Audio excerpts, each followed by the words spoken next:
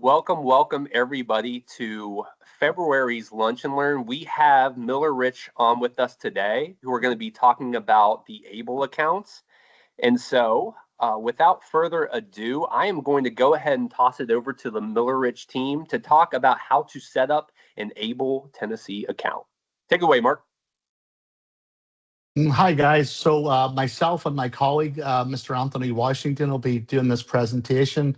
And Anthony will do the first part, which is the part from the creation, the identification of the need for an Able account, all the way to the actual creation of the Able account, and then notifying the supervisor or the next person in the order of operations to begin the whole process with pre-claim and post-claim, which I know you all know pre-claim, post-claim, but I got to tell you, it's actually backward in this case. So we can talk about that later. So over to you, Mr. Anthony. Hey, good morning, everyone. My initial version of the PowerPoint would be the initial setup for the Able accounts. This is how we found success here at Miller Rich. I'm sure once you guys start beginning doing that side on your phase, you will find success as well. I'll take it off. The first version of the Able account is, what is the Able account, right? It allows members to save money without losing SSI or Medicaid, with limits, of course. Can be used for housing and rent and transportation, technology devices, education, healthcare, and personal supports, okay? It's a tax advantage savings account for individuals with disabilities. And all of you will have access to this PowerPoint as well, okay? Who is eligible? A member may qualify if any of the following apply. Disability began before age 26, soon to increase within 46 as well. That's just a little caveat. Receives SSI or SSDI and has signed a disability certification. What do you need before you start, right? This is before you start to set up the Able account, right? Member information, full legal name, date of birth, social security number, address, and phone. And this isn't coming from a need from ourselves as providers. Is more so the need for the member to know for themselves, because they will sit alongside you and the circle of support while you're setting up this account for them, okay? Authorized individual if applicable, parent, guardian, POA, social security number, address, and account info, banking account and account number. This is important as well because it requires initial setup for the account to begin, and most members aren't aware of what that account number and routing number is, okay? So to begin, we will go to that abletennessee.com account. We will open an account, click on open account, and then enroll. The initial information that we require from you is the member's first, last name, email address, and their phone number.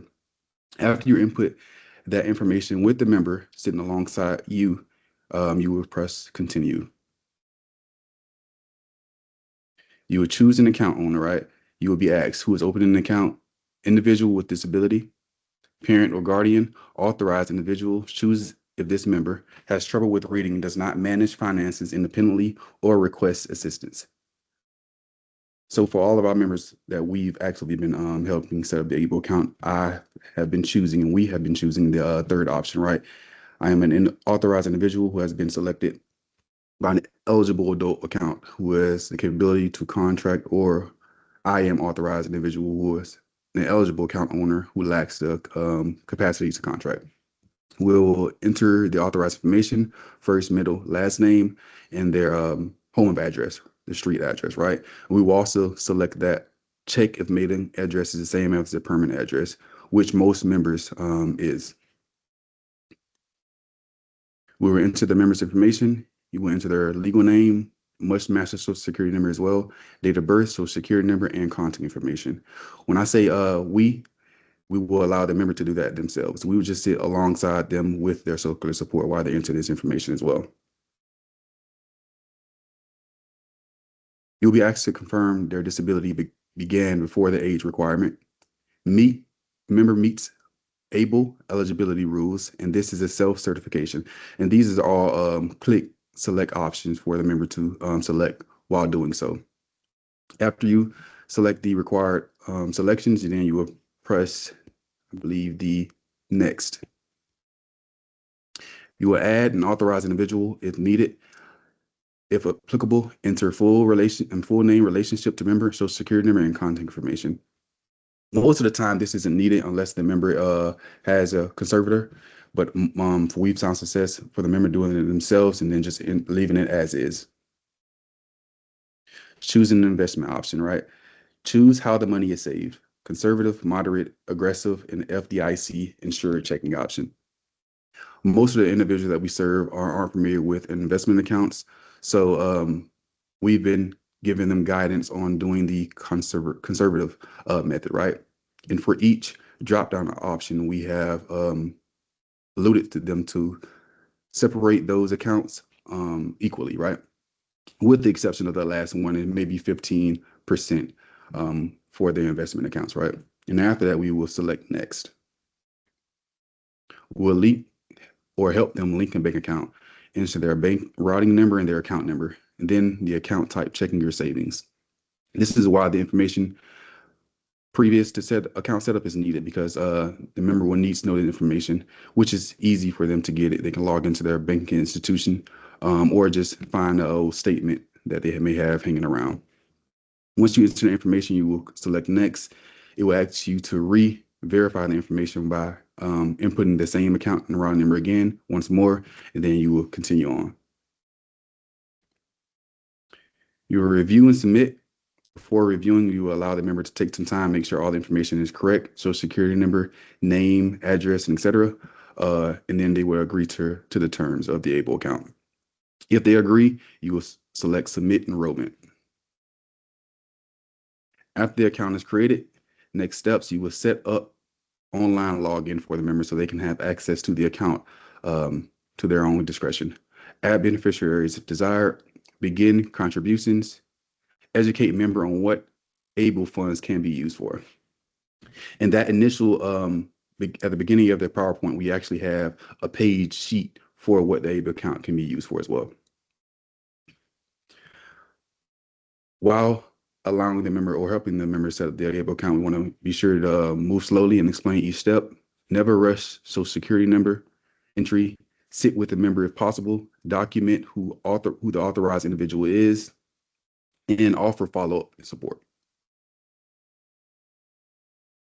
Common issues that I ran into while helping members set up the account, right? The site won't load, enable cookies, or switch browsers.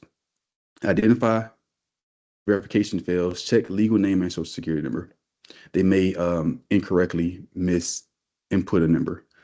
Member confused or overwhelmed, authorized individual should complete setup. We haven't ran into that issue as of yet. Bank won't link manually or manual entry or a different account. This is after the completion of the initial setup of the ABLE account, right? We're preparing for the pre-claim submission and the evidence and examples of evidence that I have used and we found success here at Miller Rich for submitting for the pre-claim. This is a quick little video, and I'll play this video after my dialogue here. This is Matthew and his mother, great individuals, but I use visual video evidence of them just walking me through what we did after we set up the ABLE account. And I'll play that video now. Anthony has set up our ABLE account. Anthony helped us set up our ABLE account. All right, thank you. Well, it's pretty simple, but it goes a long way, right? And I appreciate Matthew and his mother for doing that video for me as well. Anthony has set ABLE account enrollment completion slide. So what this initial version was the screenshot of the actual enrollment slideshow, right? We obviously deleted everything, HIPAA reasons, of course, but I also took a screenshot of that and submitted that for evidence. This is the actual members account once they logged into the online account for ABLE Tennessee. And this is the second page, which shows the member's name and their additional information, just to show that the account has successfully been open as well.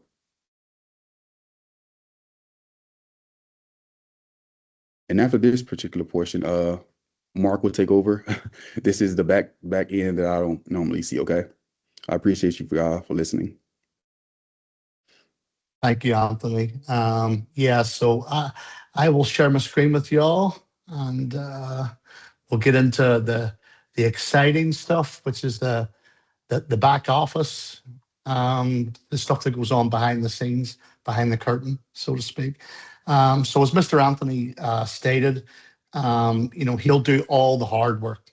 He does all the hard work, and then he will notify his, superior, me in this case, I guess, that an able account has been opened. Couple of caveats to that, as you may or may not know, but you cannot submit for the able account payment unless it's 60 days or less before the end of year 3 service. And additionally, the magic 6 number, so it's 6 milestones, individual specific milestones have to be completed. So 60 days or less from end of year 3 and 6 milestones completed. I just want to tell you a little bit of a story about how. So obviously, some of you providers, maybe aren't even at that stage of thinking about able accounts. Maybe you joined a little bit later into the MAPS program. I know that some of the earlier adoptees of MAPS have already started this conversation, but I would seriously advise that you speak to your finance folks. Don't leave it to 60 days before, because there's a few flags and triggers that need to be set up between, the MAPS people, myself and Anthony, and the folks that write the checks and do all the accounts receivable and accounts payable. So it's very important to get that conversation started well ahead of your first able, account payee. So once that able account has been opened, you ensure that you have verification. So as Anthony had said, that would be in this case a screenshot or the video from Matthew and his mom. So within a couple of days, and I'm speaking from obviously Miller Rich's order of operations. Yours mileage may vary, and yours can be whatever it needs to be. Of course, it may look a little different, but here within a couple of days of receiving that notification, we submit for verification to Charles Lee, and we will submit a pre-claim through the portal, which I'm sure you all recognize here on the screenshot. Now, really important to let you know this. I'm sure you all know pre-claims and post-claims. Okay, we've all done it with enabling technology, and you know the drill. So I'm not going to go into the step-by-step for ET pre-claims and post-claims, but I will tell you that for the PSEIs, and we're going to call it that because who doesn't love another acronym, right? But for the PSEIs, in this case, the pre-claim is when the payment is received.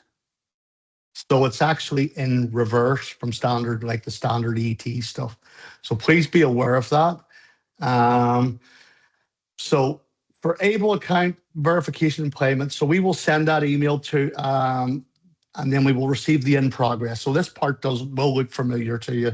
So we'll receive that in progress after sending evidence to the IC. And if the IC deems it's satisfactory, they'll send that second email again. You're probably pretty familiar with it. It's called the approval email. At this point, this is the Miller Rich procedure. Again, mileage may vary, but I'm sure you guys work in somewhat the same vein. So we will create and submit an invoice to DDA, and they will issue a payment. Well, DDA won't technically, I believe it's able. And at that point, the provider will deposit the MAPS graduation funds into the able account, secure verification of the account, typically another screenshot showing that deposit, and send it off to the innovation coordinator. Here we go again with the portal. You know this one. So this is now we're at the post-claim stage. And it's, like I said, is reverse. At this point, all we are doing is submitting evidence that the able money has been deposited. That'll be sent to the IC again. We do the post-claim, and then we'll go through the whole in progress email. and then we will do the approval email. At that point, we're done, folks. At that point, it's the end of services for everyone, for the provider and for the participant. And the MAPS journey has, at that point, been completed. Eric Cartman is quite happy with this. And yeah, so like I said, just a couple of key takeaways. Start those conversations with your finance team early. Don't leave it to 60 days prior to the end of the year for someone, year 3. And be aware that pre-claim is actually the receipt for payment. It's kind of flipped from ET. So thank you for watching this, and appreciate you all, everything you're doing. I'll hand it over to Kyle. Awesome. Thank you so much, Mark and Anthony. Wonderful having them hop on and talk through this process. It just so happens that we have a captive audience that happens to have the best people to talk about this right now, because we're also joined by Lakeisha Page. And so if there was ever a time for y'all to ask a question, now is the perfect time. And so I would love to open it up to all of our providers and all the attendees, that if you all have a question related to AbleLink, we'll kind of keep tabs of the chat. In fact, we just had something come through. Let's see what we just had come through. Ashley, Mark, we appreciate y'all being the guinea pigs to help pave the way for us. I agree. We've had a few providers who have been assisting in this process, so thank you all greatly. Also to the ARC, who have been super helpful. But yeah, thank you, Millerich, for sure. But questions, anybody? What a testament to y'all's presentation. Or people are just taking a little time to text. Or see, has anyone encountered errors when doing signatures for setting up the account?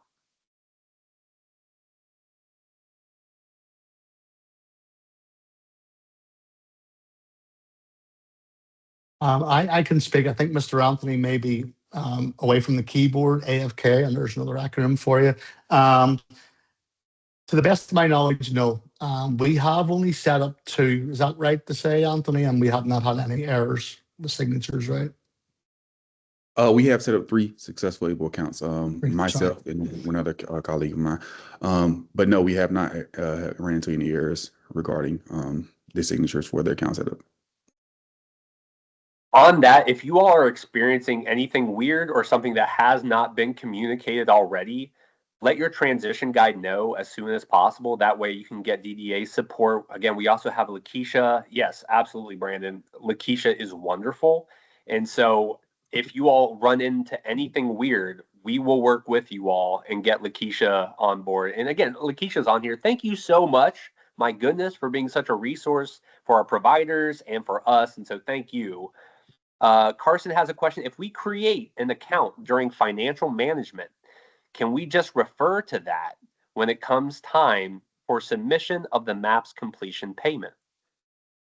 Yeah, and I can speak to that for you, Kyle, to Carson's question. So Carson, yes, that would work as long as you fund it. So the accounts have to be funded with that minimum of $25. And Lakeisha can speak better to those timelines than I can, but there's a time associated with how long you have to deposit that initial $25 for setup. Otherwise, the account is closed.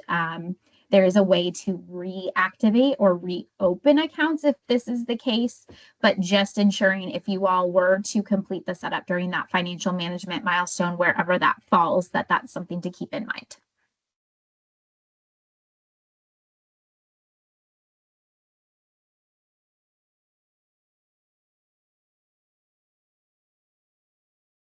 Carson asks, thanks. Kidding. Any other questions from anybody? I'm happy to keep this open for a few more minutes for sure. Also happy to give everyone back some of their lunchtime today. But again, just leave with the encouragement. We'll be posting this and sharing it with the network, the presentation from today, as well as the recording. So expect to get that probably in the next week or so. But I'm serious, as you all are starting this process, whether it's, Millerich has offered to support us with this presentation. Likewise, the ARC has gone through this a few times. Lakeisha being a wonderful resource for our network. Please contact your transition guide as you're going through this. If you have questions, we'll be there to support. But maybe the most encouraging thing about this that I want to keep in perspective for everybody is that it works. MAPS works, y'all. And we have had people graduate now with $4,000 in their account. In fact, if y'all haven't been privy to the DDA socials, there's going to be a video coming out for Gabby's mobile graduation where we got to celebrate that $4,000 ABLE account. You'll hear a little bit more about the graduation celebrations that we're going to be doing, obviously encouraging the providers to also do their own. But we'll be looking at that video during the provider info session and also opening up some pathways if you all would like. I would love to do a mobile graduation for each one of our providers if possible. We know that we can't hit everybody, but as much as we can, we'd love to be out there for the graduates and celebrating these ABLE accounts for sure. But if no one else has any other questions, the chat's been quiet. I can return everyone's remaining, oh goodness, 39 minutes. Have a good one, everybody.